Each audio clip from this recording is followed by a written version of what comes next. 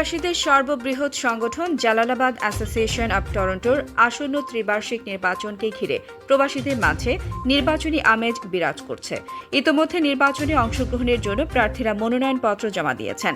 আমাদের chief reporter সাজলুর Laskar জানান, সোমবার সন্ধ্যায় ডেনফোর্থে একটি অভিজাত রেস্টুরেন্টে রনি মারুফ রাসেল পরিষদের পরিচিতি সভা অনুষ্ঠিত হয়েছে। প্যানেল পরিচয় করিয়ে দেন জালালাবাদ অ্যাসোসিয়েশনের সভাপতি প্রার্থী ও বর্তমান কমিটির সভাপতি রনি চৌধুরী।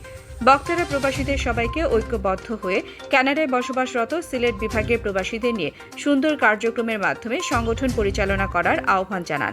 এছাড়া প্রবাসীদের কল্যাণ, অধিকার রক্ষা এবং তাদের মধ্যে পারস্পরিক ভ্রাতৃত্ববোধ জোরদারের উপর গুরুত্ব আরোপ করেন।